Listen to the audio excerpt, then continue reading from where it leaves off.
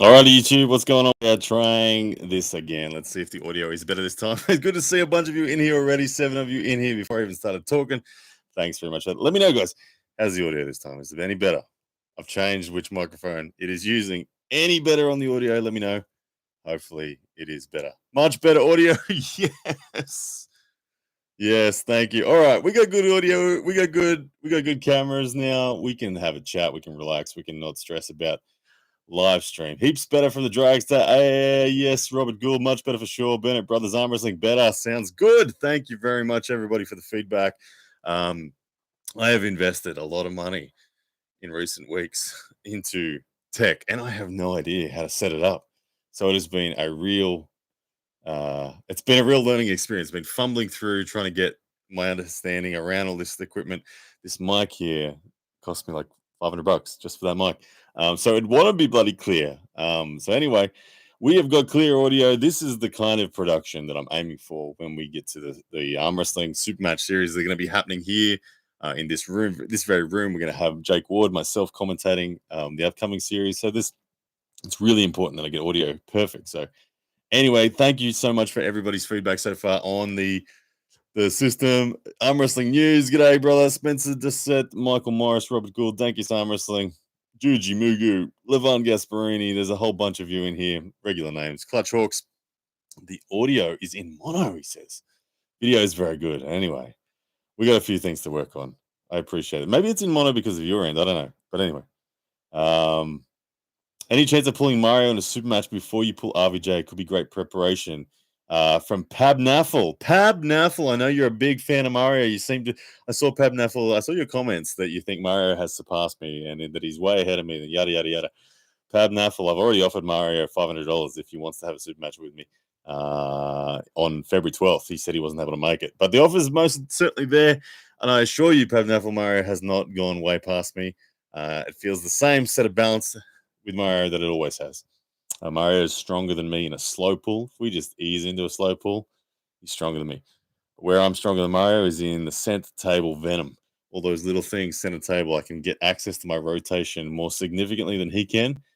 And Mario has to then fight an uphill battle. So if I was to ease in slow pull with Mario, I'd be in trouble. But I think I would be the favorite over Mario like last time. I think I'd beat him. But anyway, Mario's always a threat. So Pab Naffle, the offer's there for Mario if he wants it. He can have a super match with me February 12th if he's brave enough. Nice to see you live, says Mr. Olivia. Thanks very much for joining us, man. Again, I'm seeing lots of people come by Sweden Arm Wrestling TV, a lot of people in the supporter category. So thank you very much to everyone who's in the supporter category. You guys have really made it possible for me to buy this sort of stuff and upgrade and put prize money on the table for the athletes competing in February and all sorts of stuff. And commentary, I'm going to be doing commentary for the East versus West. I'm going to do commentary this weekend for maybe even Derek and Tim Bresnan. I'm really looking forward to doing a lot of commentary with all this setup. So anyway, and how good's the lights? The lights in the background. It's like a damn disco in here when it gets going. It really is. Simon Giguer says, one day I'll dead wrist press you to the pad. Looking forward to it, Simon. Bring it on, man. Looking like the Uncle John's studio, says Armin. Yeah, but mine can do stuff that Uncle John's can't. Check this out. Ready? Like this, what I've got now, this can dance to the music. Actually, there's no music going on, so it's pretty boring. But we can do a lot of stuff in this room with lights. If we can just get this remote to it. Yeah. What else do you want to? We can change the theme, whatever you feel like it going on. It's a bit of an underwater theme there, and I'm not sure if I like that one. Bit of purple. I'm just pressing buttons now, changing things. Green, blue, green. Let's stick to green for a while. I like the green look. But Bowen's new rave studio, says Joe Neal. Absolutely. I tell you, when I put the music on in here and all this stuff started going, and I bought high quality stage lighting that you'll see discos and you'll see bands and all that sort of stuff. And honestly, it's really bloody cool. It makes me want to not leave this room. I put music on here. It's freaking amazing. But anyway, the smoke machine and some UV light maybe, and then we're really set. But the atmosphere in this room is going to be really amazing when it comes to the arm wrestling. Arm wrestling in here is going to be for money. Every time there will be money on the table. Juji Mugu comes in with the money himself. Speaking of, thank you very much for the super chat, brother. Let's have a look at it. Says this feels like an underground disco. Nice lights. Now turn the camera around and show us the stripper pole and the dancers. Wouldn't that be sweet during arm wrestling rounds? You haven't quite got that set up. Not quite the angle I'm looking for, but in that respect, it is very much like that underground disco. It really is. It's a lot of fun too. Like I said, the idea. I always had the dream long term of, as you guys know, I want to be an arm wrestler. I want to be an arm wrestling promoter. I want to be an arm wrestling commentator. I want to be an arm wrestling coach to world champs. All that sort of stuff. There's a lot of goals that I've got, and this is really taking a big step forward at the moment in this respect in the arm wrestling promotion side of things. I can't wait to have big matches in here. Oh man, I'm so excited. This is such a big step forward on production level. I know that years ago I was looking for sponsors, and I got in touch with Monster Energy. And Monster Energy said to me, look, your production level is just not high enough. If we're going to get involved as a third party sponsor, it doesn't matter if your numbers are good enough, your production level's not. We need higher level production. So this is a step towards that. I feel like this is a stepping stone. We're not always going to be in here. This stepping stone will lead to me purchasing a commercial piece of property, and that commercial piece of property I'll host tournaments in, and I'll build a little mini stadium. I'll have like a little cauldron, much like a WAL sort of feel, where we can actually have real, genuine fans from Brisbane, Australia, come and pay to be there, and it'll be licensed, so there'll be alcohol for sale, and arm wrestling there. That's where it'll end up, and that'll also double as a training facility and whatnot. But this little room, it's the next step. So lots to come, but let's have a look at some of the comments here. Yeah, we need ringside girls. Guess they would be tableside girls, says Robert Gould. Yeah, there's so much to come. I love looking forward into the future and seeing in my head all the possibilities what's going to come. I like to go and get things myself. I don't want to wait for someone to hand it to me. I'm just going to go do it. So that's the plan here. Getting one signed by Brzenk, Josh Barker says. John Brzenk, John Brzenk's promised me that he'll come to Australia sometime soon. I haven't spoken to John on that topic for a while, but now that I've got this place, I would love to get John down here just to do some arm wrestling in this room with me and get on the mic and have a chat. And man, so cool. So anyway, John will probably end up in Australia now that Australia will allow people into the country a lot more freely. There's a lot more opportunity to come. So I plan on bringing a lot of people into this room for super matches and all sorts of stuff. But yeah, so much. Let's have a look what's going on. A rematch with Evan would be something that I know Evan would like. I think I'd beat Evan really bad now. I think I would. What else we got? Do a dance battle. If there's anyone that's going to dance in here, it's Jordan Davis, not me. Jordan Davis is the man when it comes to dance abilities. So, all right, what else we got in the comments section? Let's have a look. Am I the only one excited by the middleweight and lower division? What's the hype with the disgustingly giant pullers? Says Simon Giguet. Yeah, I agree. I do agree that the super heavyweights get all the attention, but to be honest, super heavyweights always have that appeal. They always have that factor that everyone wants to see who the genuine best is, and we know end of the day that the genuine best super heavyweights are better than the genuine best middleweights if we put them head to head. So people just ultimately want to know who the genuine best is, and it is as cool as middleweights and lightweights are. They're not the genuine best, so it kind of sucks for them. It does, but they are more technical. They are faster. They are more versatile in the way they pull. So there's entertaining factors that the lightweights and middleweights have that the supers don't. But end of the day, we do have to acknowledge that the supers are genuinely the best. Ryan Bowen versus Paul Lynn. Who wins from Josh Fitch? Man. Yeah. Paul Lynn's a match that I would love. I faced Paul Lynn and lost to Paul Lynn in 2018 in a tournament, in the final of an Arizona tournament, and he was too much for me that day. But I would love that opportunity again. I really do think Paul and I are a good match stylistically. I think I've evolved into a game now that has a set of weapons that I didn't have back in 2018. I used to, in 2018, I was still pretty much a top roller, maybe top roll high hook at best. But Paul just took away my access to that, where now I'm happy to just grip low and bang sideways. So I'd love to get the rematch with Paul. And I do think that Paul and I will probably cross paths in one day pretty soon, and we'll find out who wins that answer. Juji Mugu says, RVJ refused to listen to your arguments on the fix about how arm wrestling is a sport, but there needs to be a production and a show. Good on you for staying with that argument. It's entertainment. Yeah, thanks, man. I really do. When it comes to RVJ, I think that anything I say, RVJ will always hear as criticism, or he wants to just automatically be in opposition to it. So it's funny. It didn't matter. Even when Uncle John said the same thing, he then praised Uncle John for saying the same point that he was criticizing me for. But there is definitely, undoubtedly, if this sport is to grow, we need to be entertaining. We can't just stay in garages. It's not going to expand past bloody local, regional level nonsense unless we get out of the garages. And so production is a massive thing. And anyone who's kidding, anyone who doubts that is crazy, because at the end of the day, if we're going to entertain to the level of bringing in mass audiences, we need to have professionalism in our production. WAL, PAL have done that, but they've done that on a scale that is too hard for us to reach. And the problem with an organization like WAL or PAL is they're too big. Sometimes they're too big to keep up with the pace of the sport. And so they also have a lot of red tape to get through. And when that is the case, like the last 2 years, we've seen them hit the wall. Someone in a position like myself, for instance, I'm small enough that I'm not affected by the red tape. I'm small enough that I can adapt on the fly.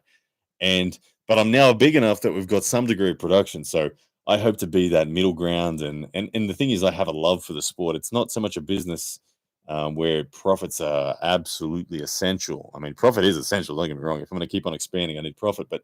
Um, but in the same sense, I have the ability to just keep on going, even when it's not, because I damn love what I'm doing. So production and all that sort of stuff will come and will keep increasing. And I think as where I'm at right now is I can for the first time in my life as a promoter, I can offer athletes pretty decent money to arm wrestle. Sam Burnett's going to be pulling Louis Toyimona for $500 cash, and they're each going to get paid an appearance fee as well. On the undercard to that, we've got an arena match with 4 guys here in Brisbane, 4 lightweight guys. They're all going to be paid an appearance fee, and they're going to be pulling for $300 cash as the bonus. So never before have I been able to do that, and so now I'm in that position. It's really freaking cool. Zebedee Kawai asks, are you tuning into the East vs West, Ryan? Yeah, 100% I'm tuning into the East vs West. And there's a good chance that Jake Ward, the Aussie arm wrestler, is going to be sitting right here next to me. And we're going to commentate the whole damn thing. Obviously, you need to get the pay-per-view via Core Sports to see it, because we're not going to be broadcasting it, but we will be commentating it. So if you want this quality commentary, we'll be doing it. So you'll need to get yourself the pay-per-view, put it on one screen, and then to hear my commentary and Jake's commentary live in this room, we're going to pump it out. And I hear it's going to go for probably going to go for 7 hours or something like that. So it'll be a big event. And yes, 100% I'll be commentating that entire event. Can't wait.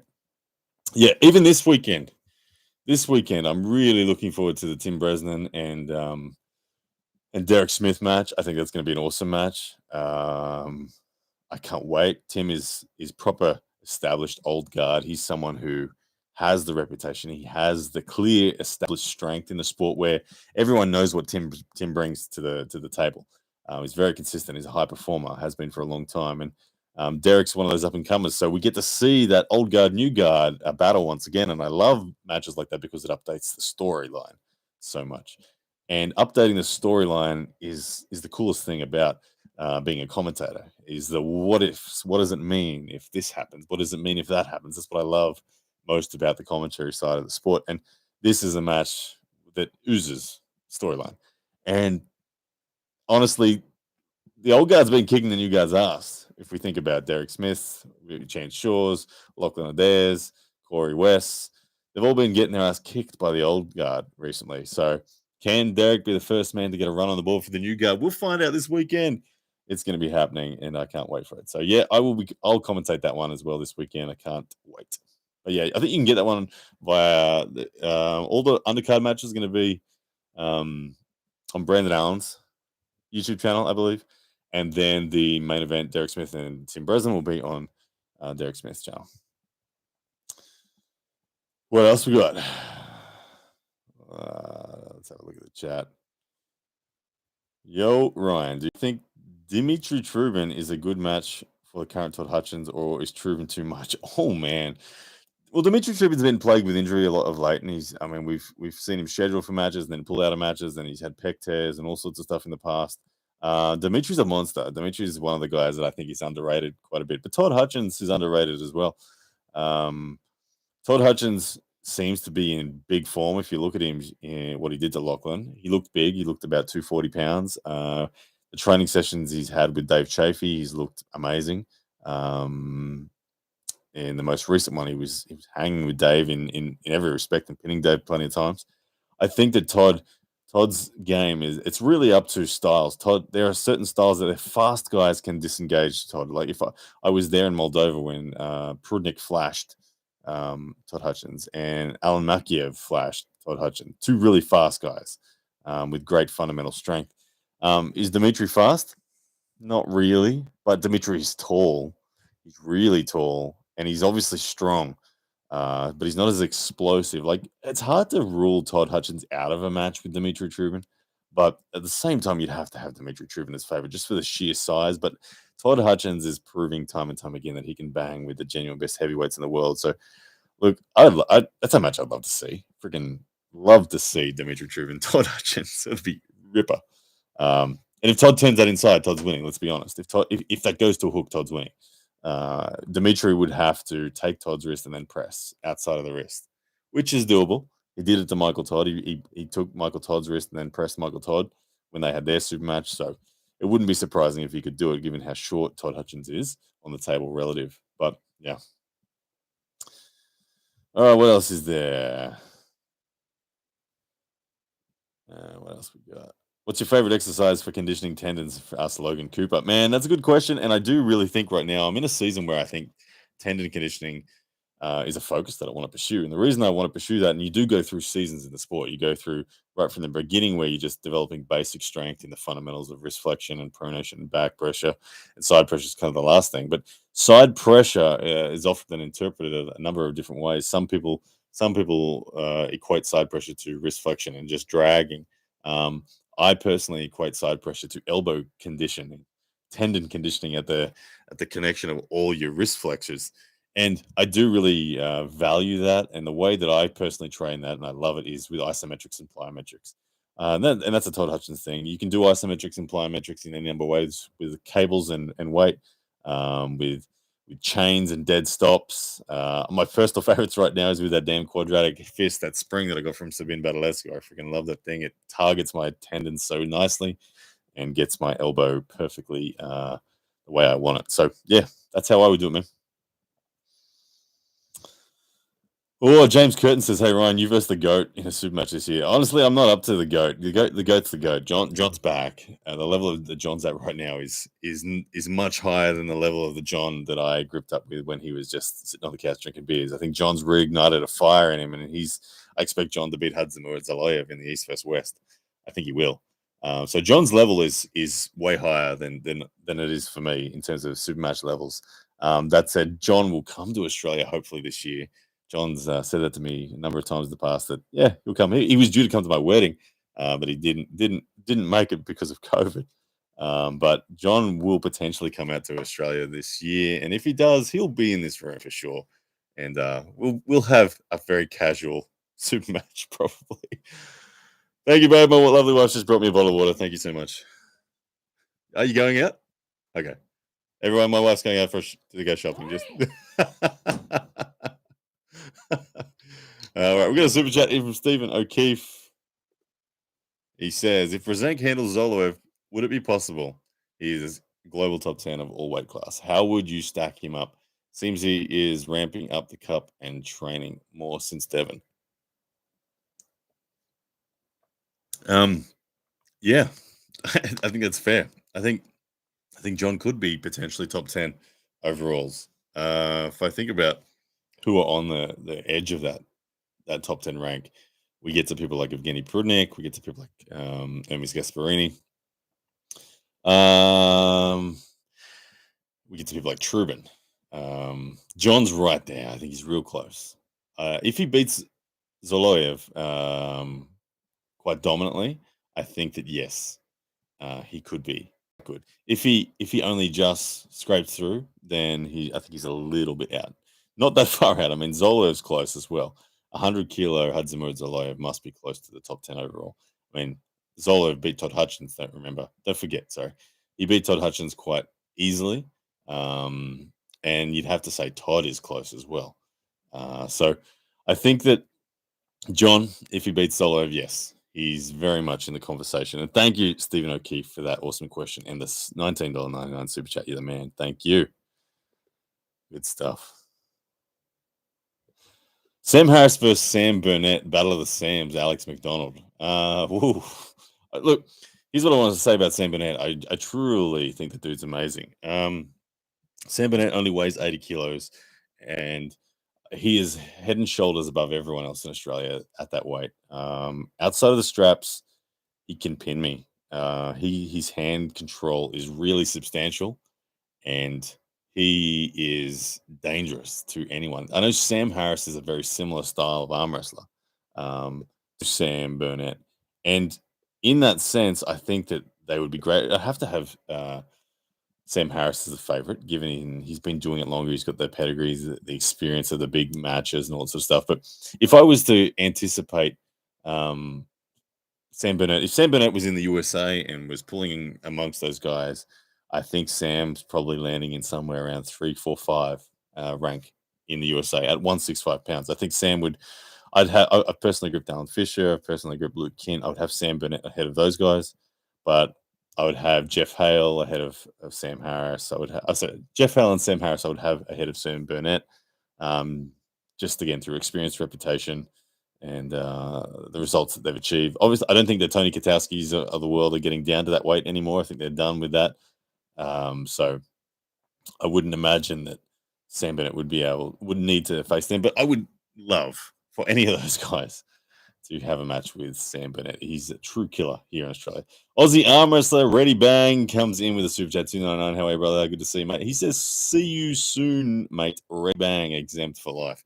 Yeah, as I was saying before, ladies and gents, right here in this arena, in this studio, whatever we call it, I don't even know what to call it yet. You can expect myself and the Aussie arm wrestler to be doing the live commentary on the pay-per-view event that is coming up on February 11, where we've got Sam Burnett in action. He's taking on 6'4", 130 kilos Louis Toimona for $500 cash. Last time those guys gripped up, it was freaking death war, and that was just in a practice super match they had. So this time with $500 on the line, it's going to be intense.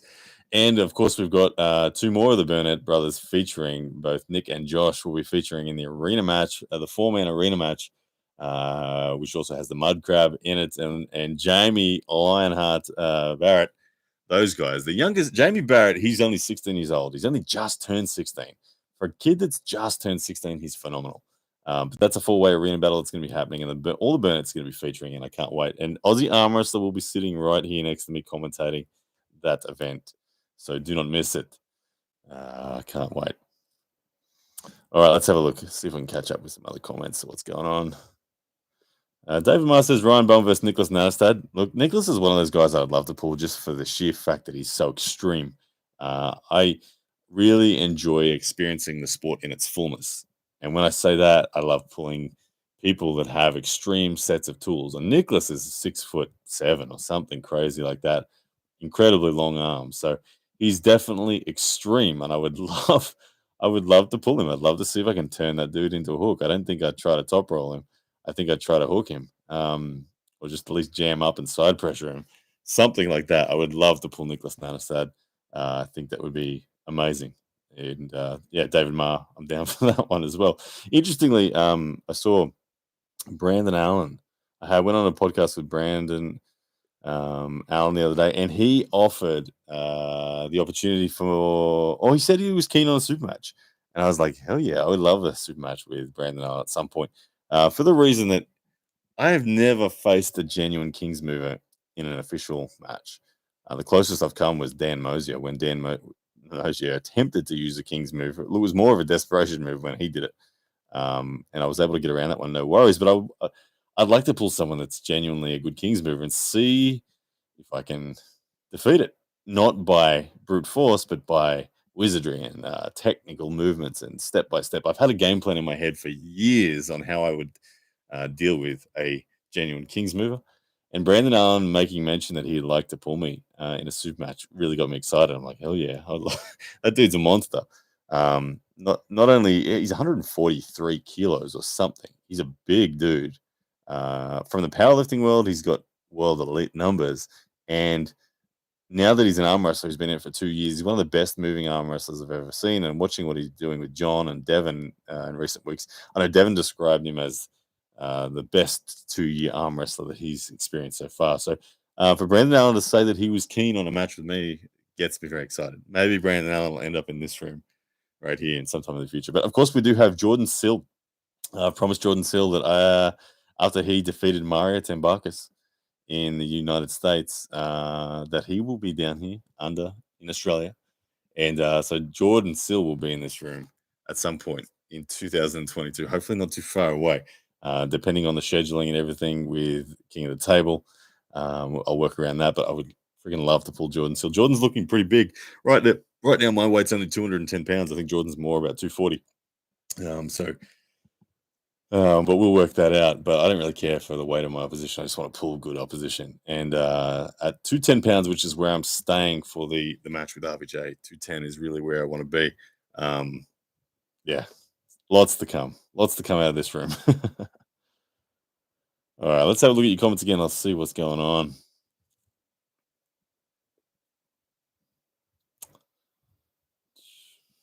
Okay. People talk about Oleg Zok. Can he get back to his previous form? That would be amazing. I'm a big fan of Oleg Zok. I mean, I've had the honor of actually getting to pull Oleg Zok in 2015 in the first round of the WAF World Championships, which he went on to win. That was just an honor just to grip up with the man officially, but also got to watch him in Moldova where he defeated Pushkar that day to take out the left arm overalls title. And when you watch a dude that's only 84 kilos or something that he was that day, beating as someone with the prestige and size of Pushkar, it's amazing. I do hope that he gets back. He's now won the WAF title for left arm in his category of 80 kilos once again. I do believe he is on the way back to his best. Hopefully he can get back. I don't think there's any reason why he can't get back to the form he was in. I don't think he's that far away from it. I think in the next 1 to 3 years, we're going to see the rise of Oleg Zok once again. And I think that he will be, in the left arm respect, right at the pointy end. He was due to obviously take on Vitaly Laletin in that 2018 vendetta before the motor vehicle accident he was in. So that would have been an outstanding match. I had Oleg Zok as the favorite in that match. But Stacey Morgan, Ryan, all the colored dots moving across your face and body look unprofessional, kind of weird, trying to help out. Sorry, not sorry. No, that's cool, man. I can kill that. Yeah, let me kill that. How do I kill that? Hang on a second. I just got to make sure I pull the right cord out. Last thing I want to do. Let me just hide this. There we go. I didn't pull the cord out. I just simply moved it away. Anyway, they're gone. Stacey Morgan, thank you for the super chat and the feedback on the sorry, not sorry. Yeah, those colored dots are gone. All right. Yeah, the Robbie Gould, the lights there, that's more for the arm wrestling action when it's on. But how about we change color? Purple for a while. Let's do a purple. Purple matches the t-shirt now. Looks good. What else we got? Josh Barker says, "Bro, don't kill it. That's one opinion." No, I'm calm. I'm cool. We can mix things up. I appreciate the support and all that. Experimenting around with the lighting and all that sort of stuff is a big part of what I'm doing. So purple is good, not so hard on the eyes. There we go. Everyone's liking purple. Very good. So another thing that are going to be coming out of this studio, guys, is I want to increase the level of professionalism. So when we have pay-per-view events and all that sort of stuff, we're gonna have pre-match shows. Now, a pre-match show, you can imagine myself, probably Aussie arm wrestler, some other local guests in here talking like this, talking live with multicam, whoever's talking the camera will go to and all that sort of stuff. And I want to also not only have that pre and post match show, but I also want to get a weekly show going on. A weekly show where we probably have Jordan Davis in here. Probably might have Lockhart Adair, depending on his availability. But at least a 3 to 4 man show. Somewhat like the Fix, which I'm part of, but just one where it's here local. And we're in the same room, and I feel like I can step up the production level even higher in terms of the quality that goes out, the interaction levels that go out. And that's something that I hope to be able to turn into a career for everyone on the show. Like the Fix doesn't pay me anyway. I don't earn anything off the Fix. But this show that I'm dreaming up. I want to be able to pay everyone who sits in here and talks about arm wrestling and take steps towards it becoming a genuine career for everyone. So we're getting there, and I don't yet know who the people will be that will sit here. Like I said, Jordan Davis lives only 10 minutes from me, so there's a good chance Jordan Davis will be here. Other people like Ethan Tunstall. I love the way Ethan Tunstall analyzes the sport, very committed. So he might be part of it as well. But we'll see. We'll see. That is something that I want to work on in the future. And yeah. Robert Gould says, I want to see Jordan Davis battle the world's best to see where he's at. I enjoy watching him win. Yeah, Robert Gould. Jordan Davis this weekend is taking part in the Arm Wars Iron, whatever it is. And Jordan's such a killer. We've all in Australia, for years said of Jordan, he has the more potential than anyone else in the country. He's an incredibly technical arm wrestler. He's got an amazing set of tools in this enormous long hand that he's got. And we've all said, heaven forbid, if he ever gets strong, we're in trouble. Because Jordan isn't that strong, but yet he is amazing. If he ever grows into his body and develops real genuine strength through his chain, then oh man, what he can do in the sport will be very, very big. And yeah, Lachlan lives. Alex McDonald asked, how far does Lachlan live from you? He lives about 40 minutes drive from me, Lachlan. Who is he going against at Ironhouse? Robert Gould. Jordan Davis is pulling Stoica Bogdan or Bogdan Stoica. I'm never sure which name comes first, which one is his surname and which one's his first name. But he's pulling Stoica Bogdan of Romania, and Stoica has won the 100-kilo national title there in Romania. But they're meeting at 94 kilos for this event. It is a battleground, which means it's a 4-man event. So Jordan's opening round is against Stoica. It's a 6-round tournament. Stoica is someone who is a top roll press combo puller. Jordan loves pulling other top rollers. I'll say that Jordan loves pulling other top rollers, and I think he'll do very well against Stoica. If Stoica is able to force Jordan inside, Jordan may be in trouble. But man, Jordan is good at denying people what they want. That's his strength, is just controlling where the match goes. He can put you into the lane that you didn't want to have to be in, and then that's the only lane you end up being able to fight for him. So, good match. Jordan v. Stoica is a great match. On the other side of the draw, you've got Dallas Langston and Frodo Hoagland. Those two guys are going to kill each other in a hook war. Both of them want to go in there, and I can't see it being anything but a nasty, long, drawn-out battle between those two. And then the winners take on the winners and the losers take on the losers. So if Jordan gets through Stoica, I think Jordan's going to be in a great position to win, because there's a good chance that Frodo and Dallas just murder each other in that first round. Potts RH comes in with a super chat. He says, any news updates on Danny Tesh? The one and only Danny Tesh, of course. Thank you, Potts RH, for that super chat. Yeah, the updates I can give you is there's no update from me. I get little breadcrumbs. Phil Rasmussen, who is the president of the Australian Arm Wrestling Federation, he's the only man that has seen Danny in the arm wrestling world in the last 2 years.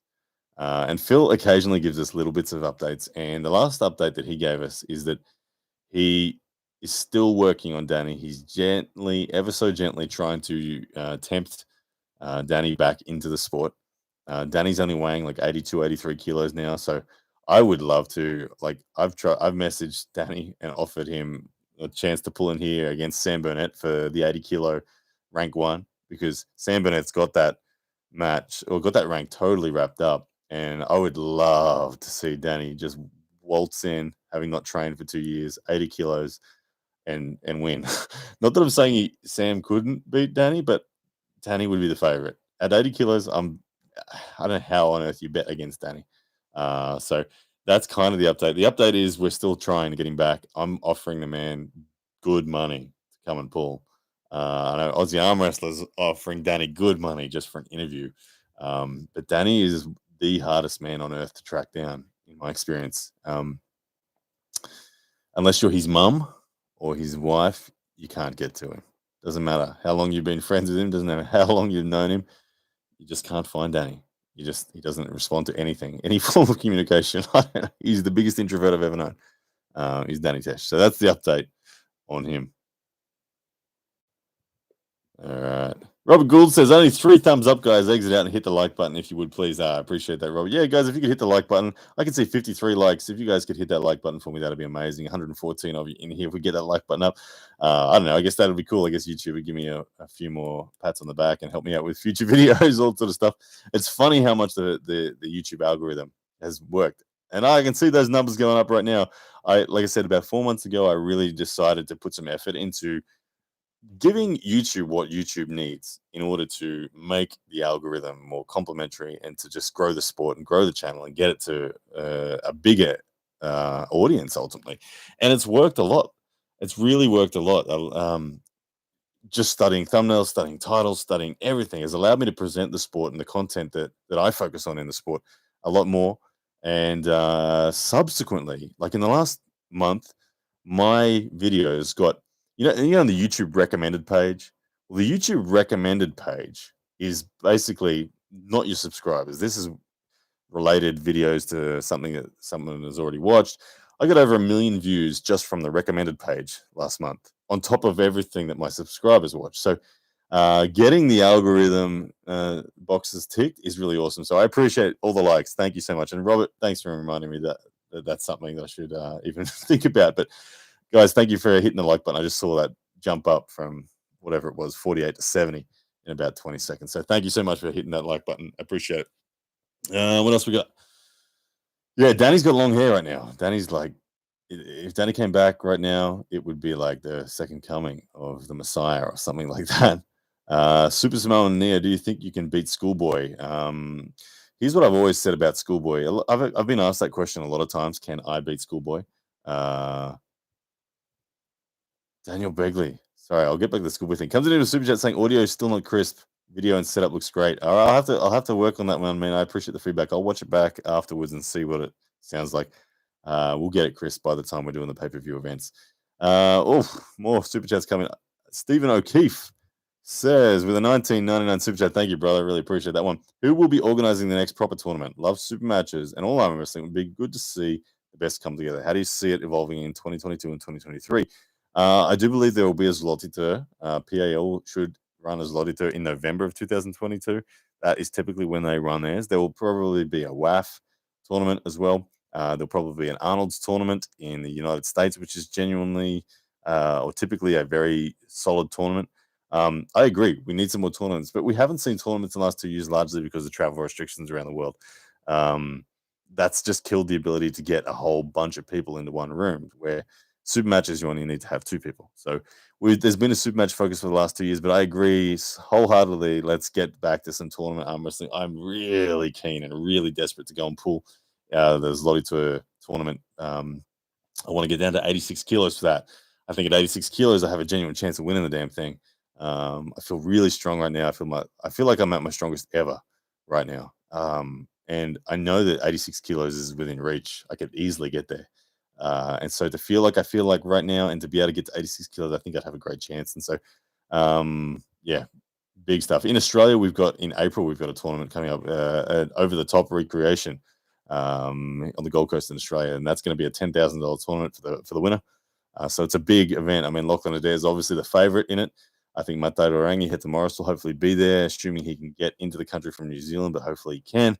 Outside of that, it's going to be pretty awesome, and I plan to pull that tournament and see how we go. But I agree, tournaments are the key. And Stephen O'Keefe, thank you once again. So back to the question on Schoolboy. A lot of people have asked me over the years, how do I go against Schoolboy? Or how would I go against Schoolboy? Do I think I could beat Schoolboy? And my answer has never changed. My answer is that I believe it'd be interesting. I believe Schoolboy would be the favorite simply because he's a lot bigger than I am. Yeah, he's heavier. All that said, he and I have been pulling about the same amount of time. We're both at year 8.5, year 9 in the sport. So I think that in a conditioning sense, we have a similar level. I think in a dedication sense, we have a similar level. We've both been obsessed with the sport. We haven't stopped. Neither of us have taken the foot off the pedal in terms of our training and application. So I think it's fair to say we have a similar level of physical conditioning. And then it just comes down to styles, and it comes down to the fact that he's got 60 pounds on me in terms of weight. So you have to have him as the favorite, given he's heavier. Stylistically, I'm not going to be able to top roll a man because he's too tall and top rolling his specialty. So, generally speaking, if you're a top roller, you're not going to get out top rolled by a shorter top roller. So, I wouldn't be able to top roll, and that doesn't mean I wouldn't place threat in there because genuine top roll threat is what allows me to get an inside game in. I believe if it came inside, I would win. For the factor that I am shorter than him, so his arm would be on a lower angle, so he'd be more vulnerable to hook rotation. And hook rotation is a real asset of mine. It's one of my lead weapons. So I think if I could get it into a hook, I win. If I can't get it into a hook, or if I tried to out and out top roll, I definitely lose. If I got it into an all-in hook, I definitely win. Odds are the match would end up somewhere in between a hook and a top roll, which means flat wristed, dead wristed side pressure for me. Do I have enough flat, dead wristed side pressure to pin Schoolboy? I don't know, but I wouldn't mind finding out, to be honest.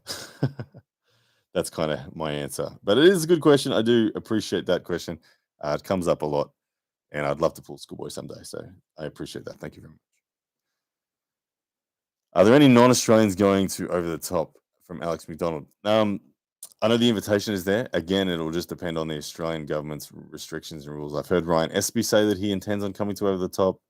Even Levan, when Levan was due to come down to Australia for the movie that he was going to be filming here, Over the Top was originally scheduled to be on at the same time, but it got postponed due to the COVID restrictions. And Levan was even going to pull Over the Top, had it all panned out differently. So Australia is open to it. I know Devon Larratt was originally keen as well. John Brzenk might even be keen. I know the Australian Armwrestling Federation is hoping to get as many internationals as they can. But a lot of it's going to come down to the damn travel restrictions once again. And hopefully it goes ahead and no worries. Alrighty. Any plans to leave Australia at some point permanently? I mean, question from Daniel. Look, I can see myself permanently leaving Australia once my kids are grown up. My children are 11 and 8, so that's a while away. They can't live independently yet, but someday I could see myself moving overseas. I think I'm blessed that my business allows me to move on the fly a lot.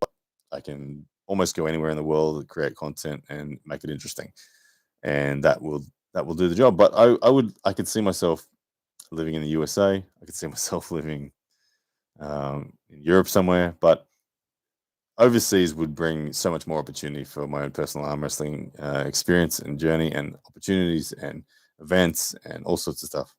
Alex McDonald, yes, my travel exemption has been granted. I made a post on Facebook only a few hours ago. Got the email from the Department of Home Affairs here in Australia, and yes, my exemption is granted. I have permission to leave Australia and attend King of the Table event in Dubai. So, yeah, very good news, Alex, and thank you for that question. But yeah, exemption approved. So to everyone who said Ryan won't be able to leave Australia, well, guess what? You're wrong. I'm going. Good stuff. All right, what else we got? James Curtin says, "Hey Ryan, goals wise, who's on your hit list, man? Goals wise, everyone's on my hit list. I just want the experience. I just want to be able to pull anyone and everyone. I want to get to Europe. I really want to get to Europe at some point to be able to pull. Like I said, the Zloty crowd is really the crowd of people that I'm most after. I'd love to pull anyone. To all the people that's laughing, saying I can't return to Australia. The good news is I'm a citizen of Australia, so they have to let me in. They're not denying citizens under any circumstance. I would just have to do the 2 weeks quarantine. Are you really going to use a riser, Benjamin Mack? Absolutely, Benjamin. Like I said, the reason I'm using a riser is because RVJ thinks it's cheating. RVJ thinks that it's unfair to use a riser. Okay, despite the rule book saying otherwise, RVJ thinks it's unfair, and for that simple reason alone, because let's be honest, RVJ is the physical favorite in this match, so we need to equalize and use every strategy possible. So if I can make RVJ mentally uncomfortable by the fact that I'm on a riser, I think that helps me. So yes, you'll see me on a riser. Yes, I'm training on a riser. I am training on a riser specifically how to counter RVJ. So yes, you can expect that. Jungwon Lee comes in with a $2 super chat. Thank you, brother. He says, "Yo, congrats, man. I was worried you would get stuck." Man, yeah. I really appreciate that super chat. And yeah, it's been a crazy time, man, with travel and exemptions and all sort of stuff. The match wasn't meant to be announced until the exemption was approved, but Rob got ahead of himself and got excited and announced the match. But the good news is the exemption has been approved. So thank you, John Lee, for the super chat, man. I appreciate it. Double Riser says, "Ben, yeah, I saw Devin Larratt when I posted on Facebook a while back. I said I just dropped this breadcrumb just to piss RVJ off. I said, gee, it's quick.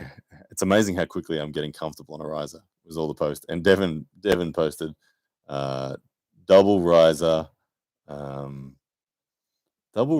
triple hat backwards, some anti-vax, triple hat backwards Logan, and the word unbeatable or something like that. So I just want to get under RVJ's skin when it comes to strategies. That's for me what the key is. Luca De Rose, I'm not sure how I pronounce that, but thank you, man. Comes in with super chat saying, "You're looking thick. Let me see front double bicep and then forearms." Oh my goodness! All right, so there's the I don't know, the mic's in the way. This is the one that matters. That's the one that matters. Yeah, getting thick. Thick through the wrist is all that matters. That wrist that RVJ says it's impossible to grow. Well, he's gonna have to deal with that. That's right on. It's like a few millimeters short of 9 inches. Yeah. But anyway, Rob's gonna have to deal with all that. I guarantee you, RVJ is watching this right now. Tell him how you really feel, says Thomas Miles. RVJ knows how I feel. He knows how I feel. I respect RVJ as an arm wrestler. I don't really get along with the dude, obviously. But as an arm wrestler, I respect the dude. He's, like I said, 17, 18 years, whatever he is, at the top level. His achievements are way higher than mine, but it just doesn't bother me. Just doesn't bother me that his achievements are higher than mine. I see that as an awesome opportunity for growth. I see the target that I'm aiming for as I'm the underdog, but it's hittable. And all I need to do is hit it once, and the dominoes will fall. So I've got a very detailed plan, a very detailed strategy on how I attack RBJ, and I think I can execute it. At the end of the day, I back myself to be able to hit that target. If I miss it, so be it. But I'm going to have a crack at hitting it.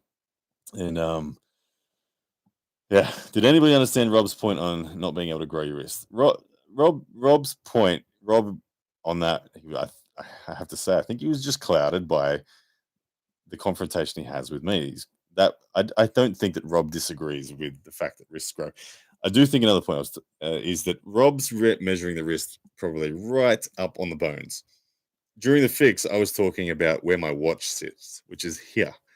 My watch used to be a metal clasp watch, and there's a lot of soft tissue. I mean, you can see the soft tissue moving. Look at it right here. I didn't have that before I was an arm wrestler. Is that a bone? No, but that's where my watch sits right there. So again, that is arm wrestling soft tissue that has grown and thickened. Whatever. It's gone up 1.5 inches for Rob. Deal with it.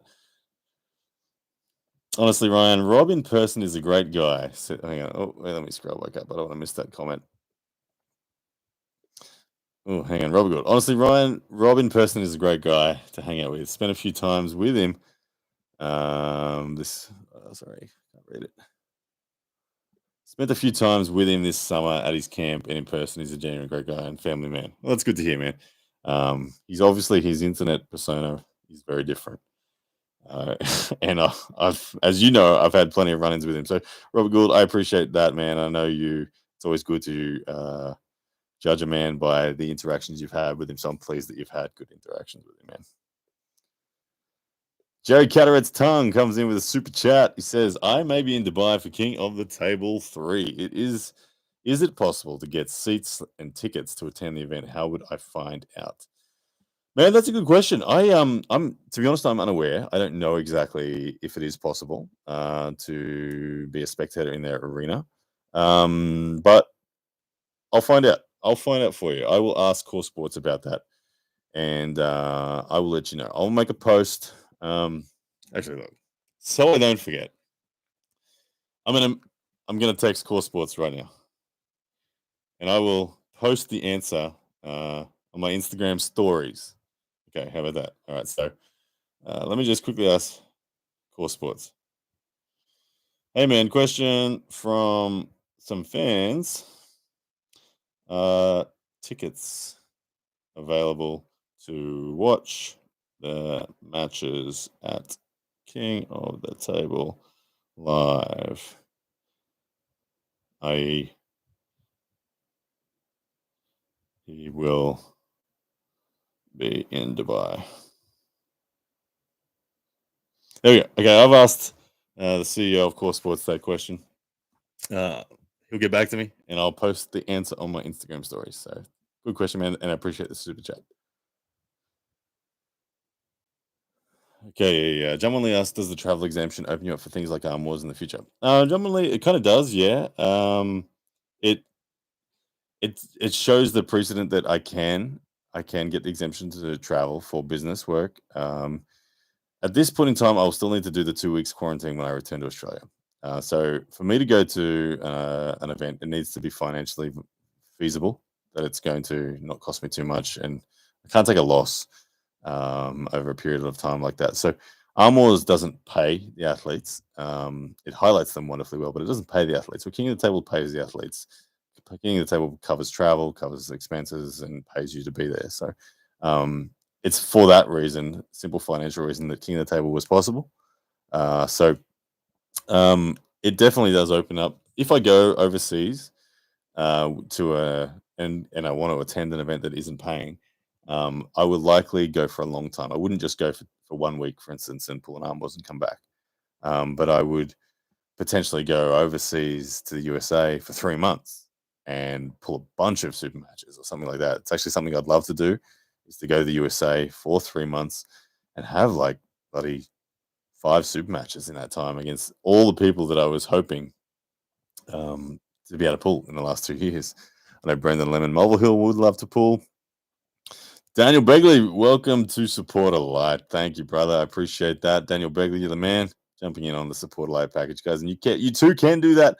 Just hit the join now button, and you'll get access to that. That's where the pay-per-view level, particularly of the supporters, is where all the live stream action is going to be. But Daniel Begley, I really appreciate that, man. Thank you very much. You found it, Daniel. Well done. It's tricky sometimes.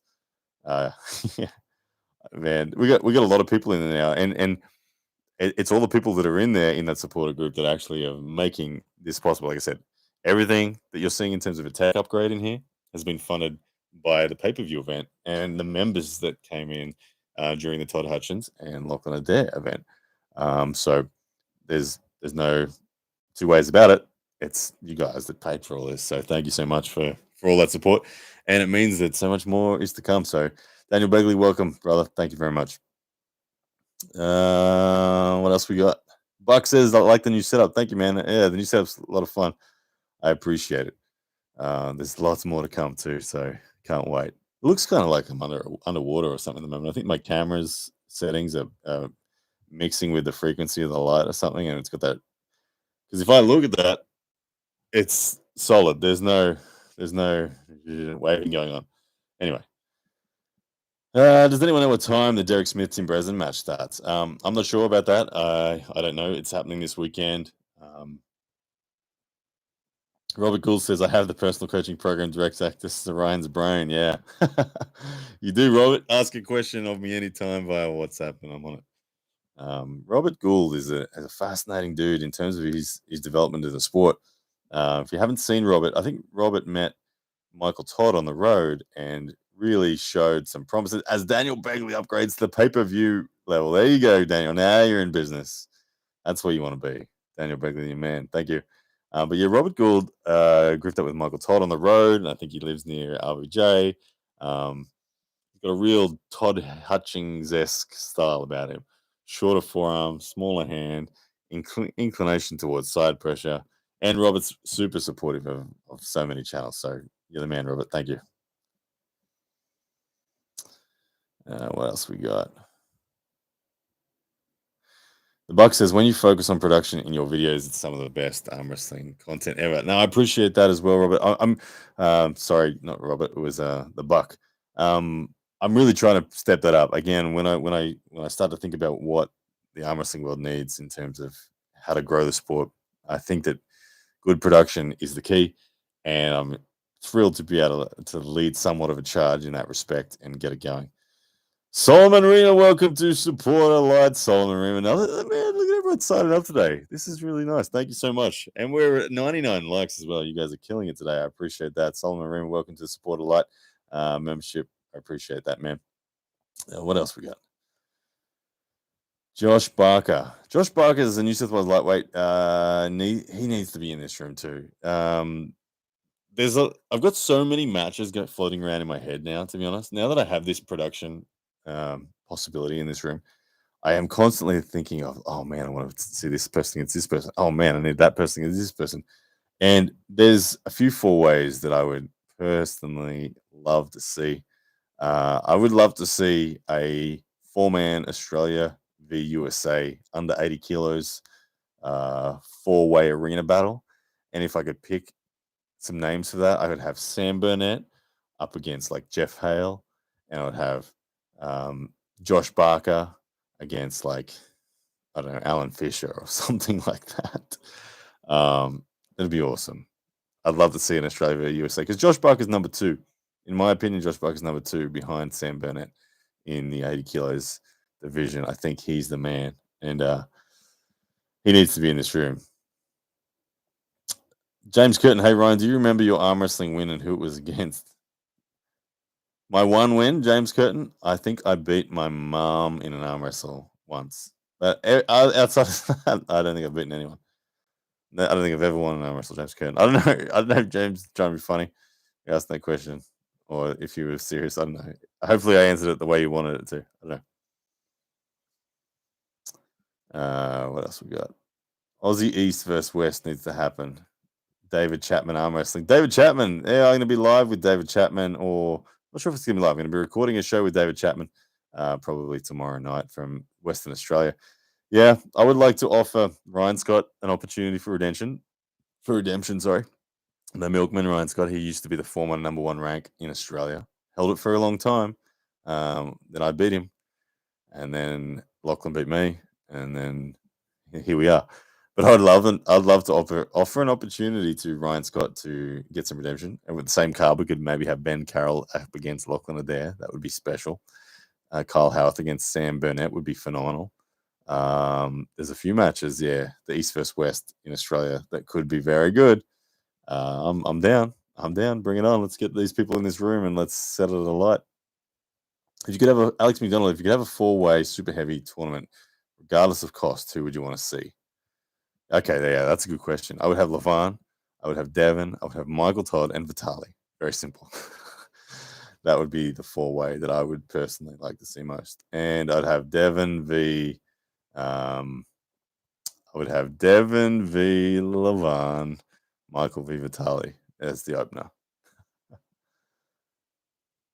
It's really tempting to put Jerry in there as well, in place of Michael, to just see what happens with Vitali and Jerry. I'd love to see it. I'm not sure.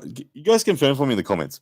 I often get my content direction from arm wrestling forums, places like Arm Wrestling Uncensored and whatnot, Arm Wrestling Discussion, Arm Wrestling Central. There's a few forums that I read to get my information, but I saw posts just earlier today saying that Jerry v. Hermes, and I'm like, and it's, I don't know, is that legit? Can anyone confirm that Jerry and Hermes are actually pulling? Because that's awesome if they are. If they are pulling, that's going to be absolutely phenomenal. 2 clashes of styles that were really interesting. Polar opposites. Jerry, the ultimate inside. Hermes, very much outside.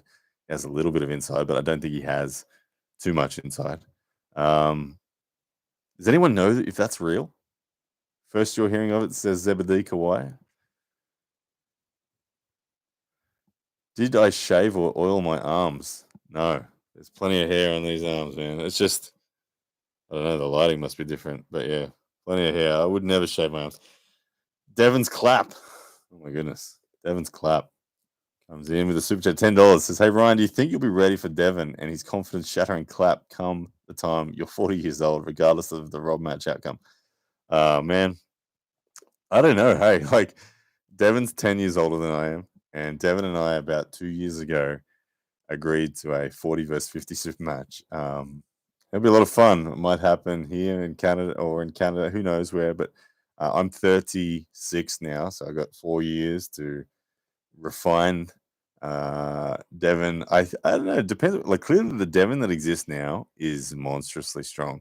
When Devon and I made this agreement 2 years ago, Devon was. It seemed like Devon was on the way down. It's like he'd relaxed and kind of been to his peak and thought, "Now," but Devon then got on the pancakes and um, became huge. So Devon out there now is freaking unbeatable, unless you're Levan. But so unless I would need Devon to start retiring after this Levan match, and I'd need to continue pulling, and irrespective of anything, it'll be a lot of fun. Devon will allow me to hit and work, and he'll just tease me with his King's move probably, and I'll be trying to sneak something out from there. But I look forward to hanging out with Devon. He's always cool. It's always a blast. He's just one of the coolest dudes on earth, and just sitting down and relaxing with him, and just talking about the universe and arm wrestling at the same time with Devon is one of the coolest things you could ever do. So to have fun with a random super match against Devon when I'm 40 and he's 50 will be very cool. Ryan, who do you think will be the first guy to defeat Levan? Michael Todd. I said this in a video a while back.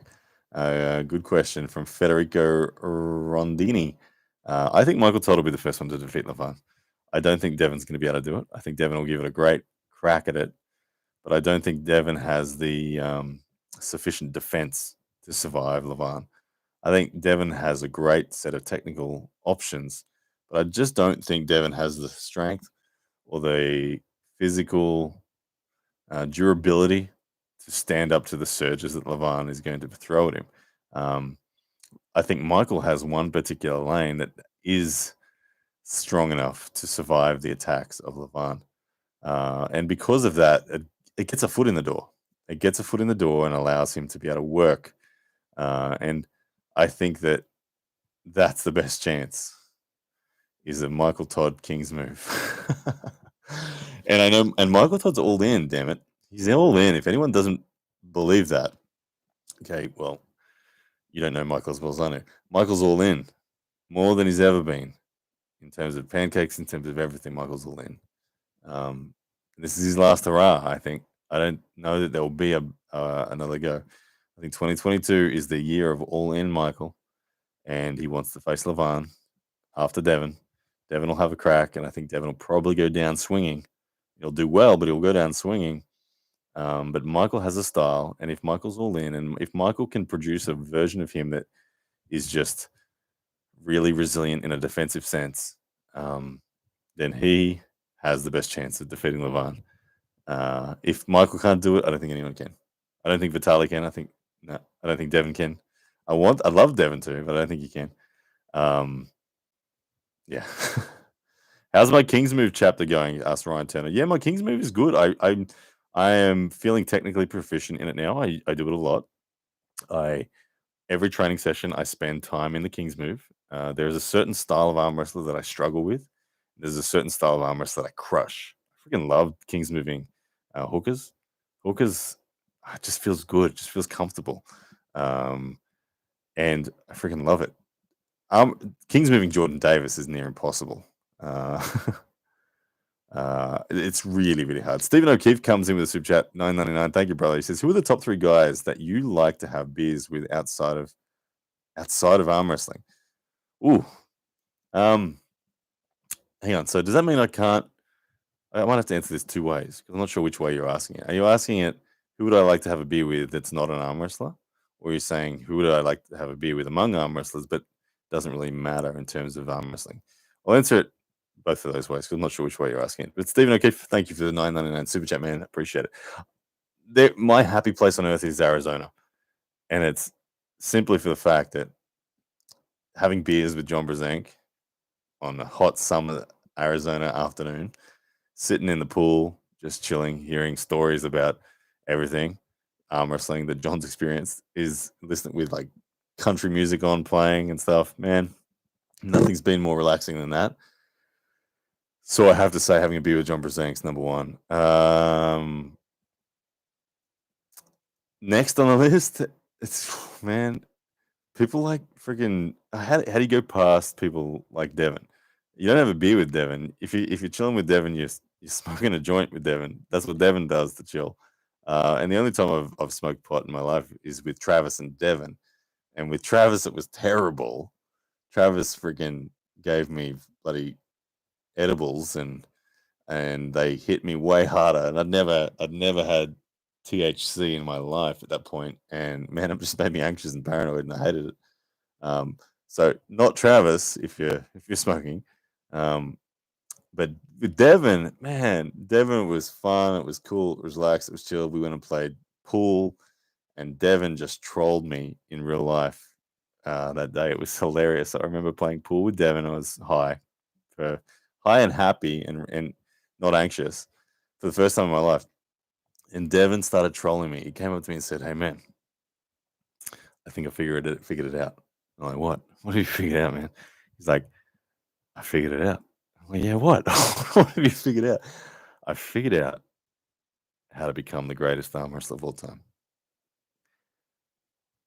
I have to have more than one discipline. It can't just be arm wrestling. I have to be the greatest of two things. I'm like, I'm listening really intently. I'm like, all right, okay, what is it? And he's like, arm wrestling and ballet. And I'm sitting there listening to everything that Devin's got, and I'm just like, I'm believing him.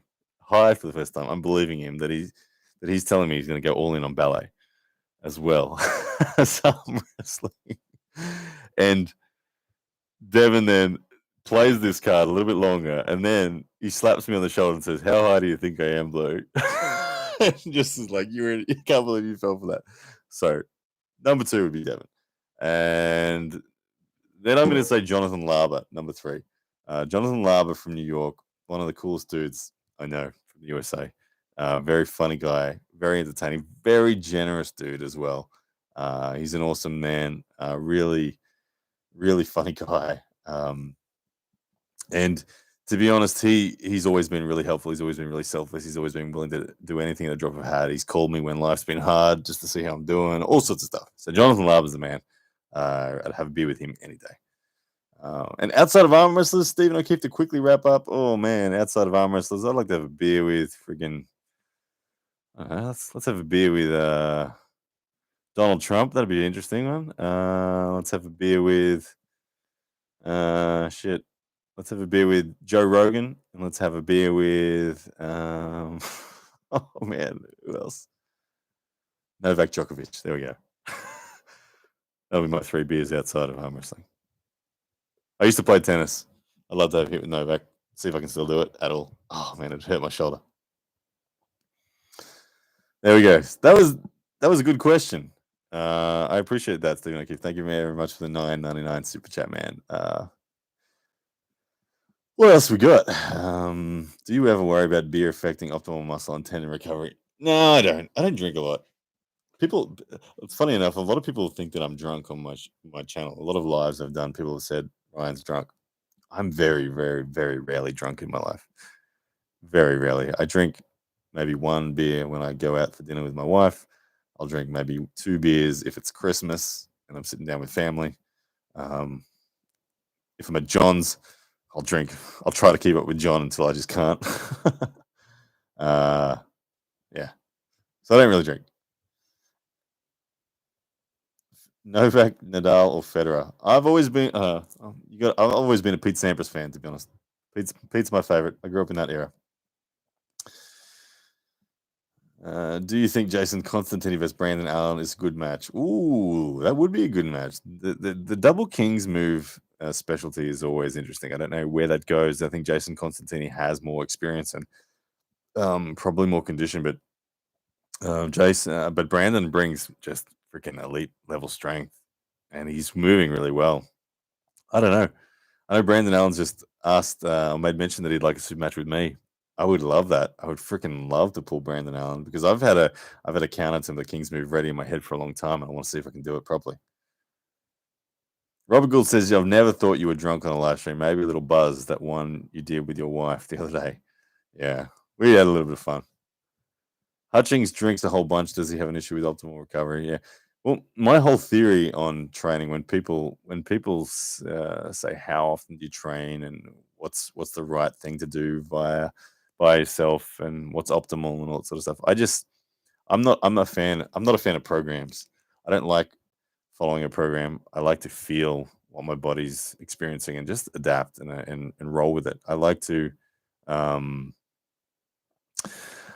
I like to just train as hard as my body can recover. That's my goal. I like to listen to my body really closely, and it will tell me when to back off. I'll get a sense of a level of fatigue where I'm like, I won't be able to pull, I won't be able to train tomorrow if I keep going on this. So I always, my words of encouragement for anyone who asks that question of how often you should pull or how hard should you train is train as hard as you can recover every day, as hard as you can recover. And everyone recovers differently. When you're 18, you recover differently. When you're 50, you recover differently. When you're on gear, you recover differently. When you're not on gear, you recover differently. Train as hard as you can recover, always, if you want to be your best. That's the key. And just don't injure yourself. Be sensible. You don't have to go psycho, but train every day. Yeah. There's not a elite arm wrestler that doesn't train every day or in some way, shape, or form. So that's my advice. Harold Arnold Larson. I get annoyed by Ryan, but he keeps going and can't stay away. And that weird, alluring thing that pisses you off, Harold. That's awesome. I love it. Thanks for the comment, man. I like that one. Um, the one who pronates your general opinion on gear and its impact on the sport. My general opinion on gear and its impact in the sport. Good question. Um, I'm of this opinion in respect to gear and arm wrestling. You by no means need gear to become an elite arm wrestler. I'll say it again. You by no means need gear to become an elite arm wrestler, but you will need gear to win certain matches. So that makes sense. You don't need gear to become an elite, but you will need gear to win certain matches. At the end of the day, there are certain matches, there are certain leagues, there are certain money matches. Like if $50,000 on the line, um, you can imagine in a situation, someone's going to be taking gear, aren't they? And if you're elite and your opponent's on gear and they're also elite and you're not elite, and you're not on gear, the odds are stacked against you pretty bad. So I'm I'm convinced you don't need gear to become elite. You need consistency, you need dedication, you need love for the sport. There are plenty of people that have proven that you can do that. John Brzenk's advice to me was that in the early stages, you don't need gear to become elite at all. You just need to stick with the sport, learn how to move, become conditioned, become good. Strength will come. Um, but like I said, you need gear to win matches, certain matches. You don't need gear to win other matches. You go to the WAF or a tested league, you certainly don't need gear to win that. Um, and whilst ever the sport is unregulated in that respect, and it's foreseeably going to be unregulated for a long time, it's fair to say that, yeah, there are going to be certain matches out there. Like I said, put big money on the line, you're going to need it. You're not going to win without gear if it's a big money match. It's just the way it is. Robert Gould with a super chat. Thank you, brother. 999. What are the top three most important strengths for a hook puller, such as cupping, side pressure, supination, pronation, rise, finger containment, etc.? Okay. I consider myself a hook puller nowadays, Robert. I've evolved into a hook puller in the last 3, maybe 4 years. Probably in the last 3 years, I've evolved into hook puller. I was definitely a top roll outside based puller for the first part of my journey, and now that I am an inside puller, I feel like I've identified elbow conditioning first and foremost as the critical thing. Winning center, like if you have a look at how Todd Hutchins beat Lachlan Adair, um, Todd self-confessed will say that his bicep strength isn't as big as Lachlan's. He'll probably even admit that Lachlan's chest and shoulders and even wrist flexion, if you went into the gym on a straight line fundamental sense, would be bigger than his. But what made Todd able to dominate so much was in the first part, his elbow connectivity allowed him to dictate center with ease. So side pressure in your elbow connectivity is a very long and hard-earned thing. Todd Hutchins has such extreme nature of that because he's been doing it a long time. He's been focusing on side pressure for a long time, for 20 years, whatever it is he's been pulling. And because of that, he's developed an ability to win center every time. So winning center as a hooker is critical. And I believe winning center is first of all, most of all, dependent on your elbow connectivity. Second of all, I would say finger flexion. finger flexion more than wrist flexion, but finger flexion on the pinky, on the bottom two fingers, and the ability to supinate and maintain that finger flexion. As a hook puller, you'd prefer to have your wrist go than have your fingers go. So I'll say that again. You prefer to have your wrist go and keep your fingers intact, than have your fingers go and keep your hand intact. Okay, you really need to have that because you need to control your opponent's pronator. If you're a hook puller, you're trying to control your opponent's pronator as one of the very first objectives that you're looking to do is establish a block with your elbow, establish control of their pronator with your fingers. From there, okay, you have an opportunity to work. They're going to be hitting into you over and over again, and their pronation's hopefully going to be collapsing against your elbow and your fingers. From there, supination is definitely a big factor. The stronger you can supinate, the more they're going to get turned palm up, which is going to expose them to the eventual down pressure that is going to make them completely out of position. So for me, elbow connectivity is number one, finger flexion number two, and supination number three would be my three most important strengths for a hook puller. Thank you very much, brother, for the super chat. Not only question, great question. And straight off the back of that, we go on from Ryan Mann. $15 super chat, man. Thank you so much. He says, "Hey Ryan, are you still following Todd Hutchins' training style or a hybrid of most things?" Thank you once again, man, for that question and super chat. It's a good question. And the answer is I'm no longer following it strictly. However, the principles of what Todd taught me, I am. And the way I'm doing that, so the principles that Todd really taught me was revolved around 1RM day, around speed day, and around volume day. And speed day you could equate to sort of plyometric work, which means exploding into a movement in good form and hitting a dead stop, hitting is something that it overwhelms you at the other end. Volume day you could think of more as a static hold day. So what I do is I still do those 3 days. However, instead of doing them in the gym against the cable, like I did when I was with Todd, I do them on the table with real arm wrestlers. So for max effort day, I line up people like Lachlan, someone I cannot pin, and I just try my damn hardest. And I go my hardest, and I start in different positions, and I work to my genuine max, absolute failure, breaking down, can't do anything. Another day of the week, I'll work my speed day. So again, I'll find an arm wrestler like Sam Burnett or someone like that, and I will tee them up with some bands and I'll explode into them as hard as I can, but hit a stop, explode, so I can move them at the start. But when I hit the limit of the bands plus their arm wrestling ability, I hit a stop. So I'm exploding again, doing it all specific on the table with arm wrestlers. I think is better than doing it in the gym. And then the volume day equivalent for table time, I simply go to a club with the guys that I'm stronger than, and I just hold them. I don't attack. I just hold and hold and hold and hold and hold and hold until I can't hold anymore. And I do this in across various positions. And I exhaust myself that way, and that comes out as a great way of applying, in my opinion, all of the Todd Hutchins approach, but in a table specific method of achieving it. So that's my current style of training. Is 3 days a week. I look to do those 3 different table sessions, and then on every other day of the week, I'm focusing on my elbows. Right now, I'm focusing on conditioning my elbows. I have a match with RVJ, and I think what I need to establish in that match in order to gain victory is to make the match about elbows. I believe his bicep and his wrist flexion and his pronation subsequently will be stronger than mine. So I'm not going to fight him in a fundamental sense. I need to make that match about elbows. So I'm training my elbows a lot. But thank you, Ryan, man, for the question. That is a great question. I appreciate that. Thank you. All right. All right, just now I'm having a chance to actually look back at your comments and see what everyone was saying. I imagine you guys had a bit to say about the gear stuff. I don't know. I'm gonna ask a poll. I'm gonna ask you a question because I missed your comments.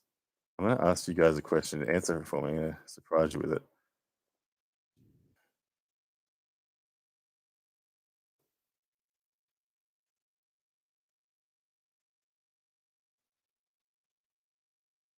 All right, here comes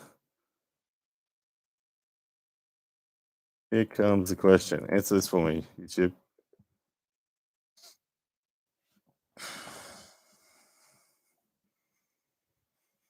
Alex McDonald, whilst you guys are answering that question, what percent chance do you give yourself against Rob? What percentage chance do I give myself against Rob? I'll answer that a few ways. It's non-conclusive, the answer. I think that if I was to walk up to the table and simply grip Rob in a very straightforward manner, just beat him at the center table, no dicking around, just grip, gentlemen's agreements, no fuss at all, and we say go, I feel like I lose 100%. Okay. That's answer number one. Answer number two, the other end of the extreme. If I piss Rob off at the table, if I frustrate him, if I use all of the rules to my absolute advantage, like running fouls, like deliberately being in a foul position just to fatigue him, like getting leverage on him in the setup by using better technical expertise in the strap, by false starting, by causing restarts after he attained a winning and dominant position, by doing all sorts of things like that over 6 rounds and using my endurance that I do believe is superior to his, and then by being able to dictate the lane because of the now subsequent fatigue that is added up onto his arm and getting it onto the elbow-based conditioning and situation that I'm after. In that circumstance, the percentage becomes a real percentage all of a sudden. It becomes really alive, and I think that then I have about a 40% chance of winning. So I'll say 40% if I can pull off all those circumstances that I just described. Robert Gould, how did you miss what I said about gear? You're crazy. Anyway, 72% of people agree with what I said about gear. To sum it up really quickly for you, Robert, and that's an interesting that 74% now of people are agreeing with what I said about gear. The question was asked, do you need gear, or what do you think? What is your stance on gear or whatever in the sport? And I said, you don't by any means need gear to become an elite athlete in arm wrestling, but you do need gear to win certain matches. And those certain matches are money matches and tournaments in non-tested federations, which there are plenty of. So again, you don't need gear to become elite, but you do need gear to win certain matches. And 2 elite guys, if one's on gear and one's not, the guy who's on has got the edge. That's pretty simple. The sport's not policed or regulated enough to know that people aren't going to be on gear. So if there's money on the line, there's gear on the line. It's going to help someone, obviously. So that's what I said, Robert. But 72% of people agree. All right, I'm going to end the poll right there. Good question, whoever it was that asked that question. I like questions like that. It's good. Alex McDonald, yeah, I think unless you have an obscene genetic advantage. So yeah, Rob has always been someone who said he has the extreme genetic advantage. And it's probably true. It's probably true that he does have the extreme genetic advantage. And so naturally he is someone who wants to see compete in tested situations. So fair enough.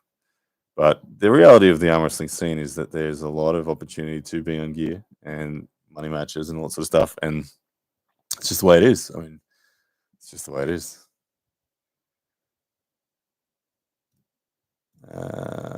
Alex McDonald, do I believe Rob isn't on anything? Like, yeah, I think I do. I believe him on that. I believe him on that. Thomas Miller, the USA would simply send one man to beat your whole team. What are we talking about? As Australia versus USA? If I had to pick an Australia versus USA card off the top of my head, with Lachlan Adair as number 1, I would like to see Lachlan against someone like from USA at his weight. Lachlan's 107 kilos, so a 107 kilo guy. I would like to see who's a good 107 kilo balance. I could say people like Corey West, but Corey West is way above 107. So who's a USA 107 kilo guy that would do well?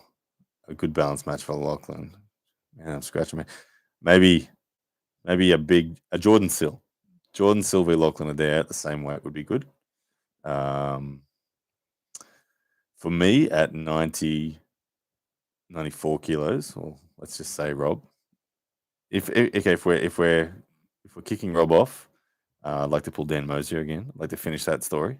I'd like to pull Paul in. I'd like to pull Justin Bishop. There's a bunch of them, but that would be good. I would love to see them. Jordan Davis up against. Jordan Davis is 90 kilos. I wouldn't mind actually seeing Jordan Davis v Justin Bishop. To me, that's a good match. I like that. Sam Burnett, I'd love to see pull maybe Jeff Hale. That'd be awesome. That'd be a big match for Sam Burnett stepping up. Jeff would be the certain favorite, but I'd love to just see how Sam would go against Jeff. That would be awesome. There's any number of them. A card like that would be really cool. Jordan Davis v BLM. I think BLM's too big right now. I think BLM's 240 pounds. Last I heard. So that's too big for Jordan. He'd be too strong.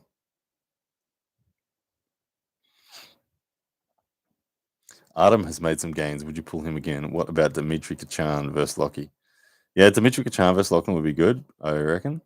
Artem, I mean, I'm always happy to pull Artem.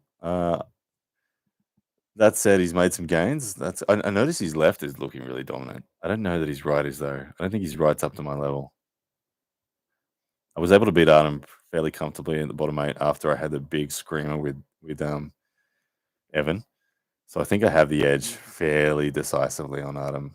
But yeah, man, I also pulled with Artem after I beat Chance. Artem was in the room, and I was fine with Artem back then as well in the start of 2020. I was fine with Artem after I'd pulled Chance and after I'd pulled a bunch of other people.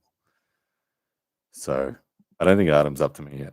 Not on right. On left, I think Artem would beat me. Sam versus Jeff would be amazing to see. I agree. I would love Sam Bennett and Jeff Hale. Freaking awesome. The bicep showdown on those guys. Sam Bennett has 18-inch biceps or something crazy like that. He makes my biceps look small. I when I'm pumped, I've got 17-inch biceps, and Sam's at 18, and he's 80 kilos. Damn him. Alex McDonald, who would I pick for bottom 8 2.0? Oh man, that's too tricky a question. I don't know. I don't know. Hopefully it comes back again. I was set to pull John Milne in the last bottom 8. I don't think that's going to happen again. But yeah. Fred Dog wants a bicep flex. I don't have biceps non-pump. That's like probably 16 and a half right now. The forearms are getting bigger than the biceps these days, though. The wrist is 9, just short of 9 inches when I do that. If I do that, it gets down to like 8 3/4. If I do that, it's up to 9. So just a little trick for beginners. Make your wrist bigger by flaring your fingers.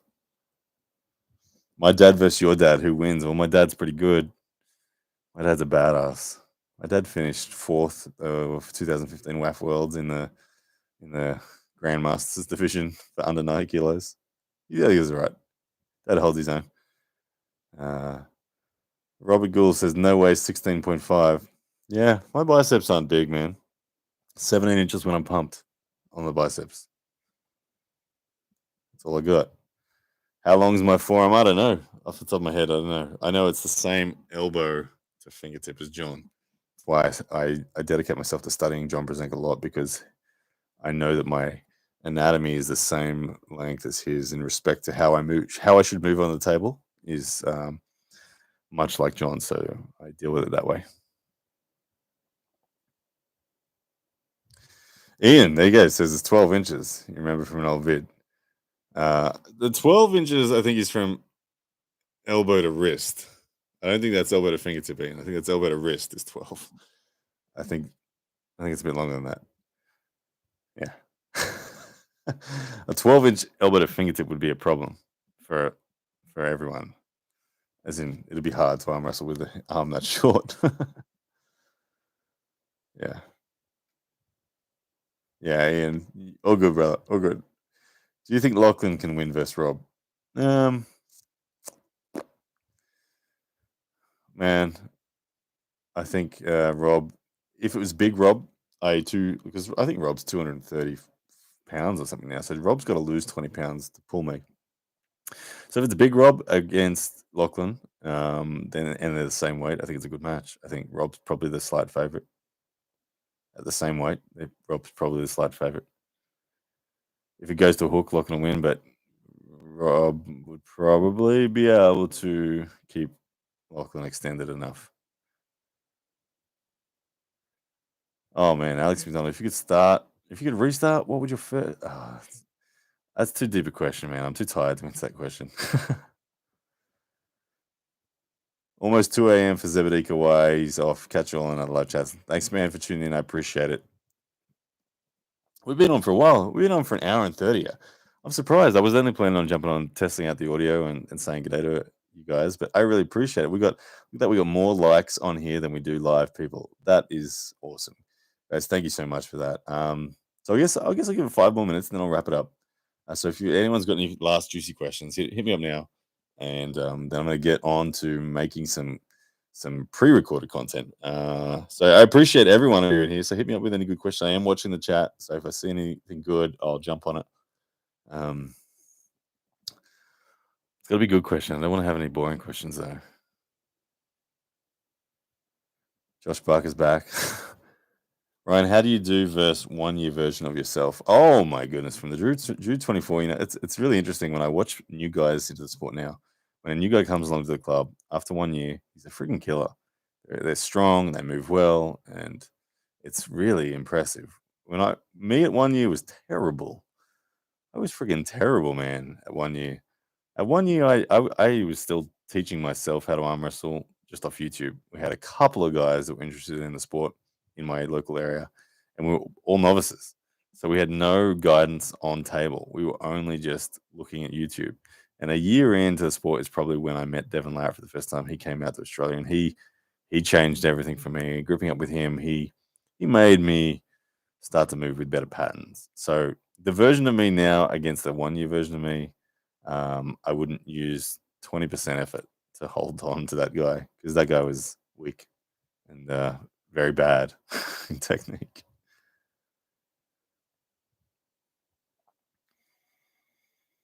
Who would you match Josh Barker up with internationally from Coach Ray the Terrible? I would like to see Josh Barker versus any of the guys ranked 3 through to 6 in the USA in that 165-pound division. So people like Alan Fisher, people like Luke Kent, people like Angry Bird. I'd love to see him pull any of those guys. The 80-kilo New Zealand champ versus Oz. Yeah, from Nathan. I forget the dude's name. I met him and I pulled him when I went to New Zealand for my honeymoon and met up with Matayo Rangi. The 80-kilo New Zealand champ is a monster. Very strong dude. I really do like the way he pulls. Incredibly powerful hook puller. I'd love to see him and Sam. New Zealand's really hitting its stride as well. New Zealand's been pulling for about the same amount of time that Australia has. They're at about that 10-year mark. So the best of New Zealand is reaching that level of conditioning where they're genuinely starting to have what's required to be at the top level.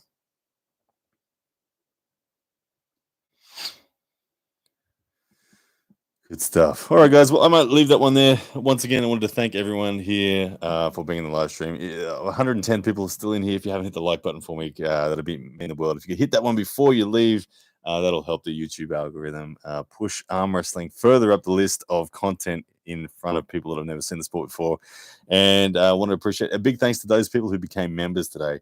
There were a couple of people who jumped in on the pay-per-view membership. There's going to be so much coming. We're going to have Aussie Arm Wrestling in here with me commentating this first event that's going to be happening, where we've got Big Sam Burnett, the 80-kilo ranked number 1, taking on Louis Toimona, the 6'4", 130-kilo giant. They're going to be fighting for $500 here in this arena. It's going to be live in the pay-per-view area. It'll be released shortly after as well. So, but thank you to those people that jumped on the supporter side of things and became members today. And to everybody else in here who's just been part of the chat, thank you as well. I had a great time in here. The time went by really quickly. I can't believe it's an hour and 34 that I've been here chatting. Thank you for the feedback on the lighting and the audio and the help on upgrading everything. I look forward to continuing that journey and getting things even better. And yeah, guys, see you next time. Actually, look, I can do all this. Hang on, does this work? Oh, look at that. Oh, my goodness. Crickets. There's a cheer. There's a fail. There's a drum. Twilight Zone. Anyway, you can have some fun with that. But anyway, guys, take care and I'll see you next time.